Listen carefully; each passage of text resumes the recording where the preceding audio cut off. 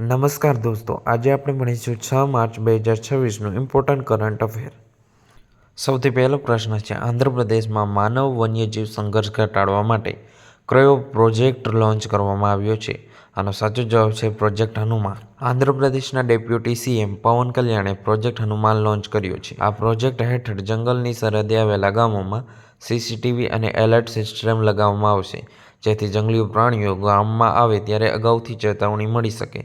આ ઉપરાંત વન્યજીવ હુમલામાં મૃત્યુ પામનાર વ્યક્તિના પરિવારને અપાતું વળતર 5 લાખથી વધારીને 10 લાખ કરવામાં આવ્યું છે.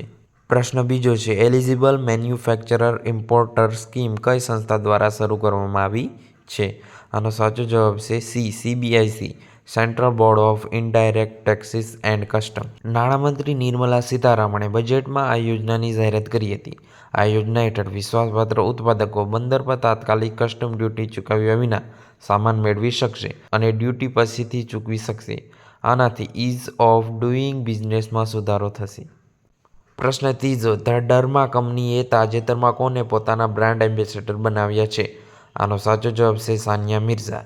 ભારતની દિગ્ગજ ટેનિસ ખેલાડી સાનિયા મિર્ઝાને cosmetic brand the Derma company દ્વારા સનસ્ક્રીન ઉત્પાદનો માટે બ્રાન્ડ એમ્બેસેડર તરીકે નિયુક્ત કરવામાં આવ્યા છે.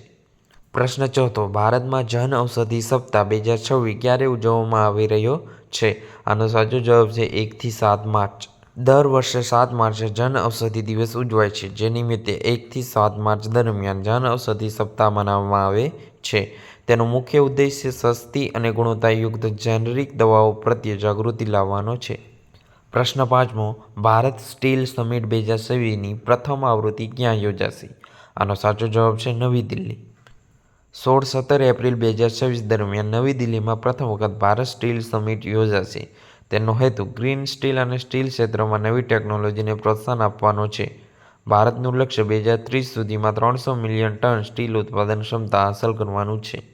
પ્રશ્ન છઠ્ઠો, તાજેતરમાં ચર્ચામાં રહેલ અંધી માછલીની નવી પ્રજાતિ ગિટચક નકાના કયા રાજ્યમાં મળી આવી છે? આનો સાચો જવાબ છે અસમ. આસામમાં વૈજ્ઞાનિકોએ જમીનની નીચે રહેલા પાણીના ભંડારોમાં રહેતી અંધી માછલીની નવી પ્રજાતિ શોધી છે. ગિટચક એટલે લાલ અને નકાના એટલે અંધી માછલી.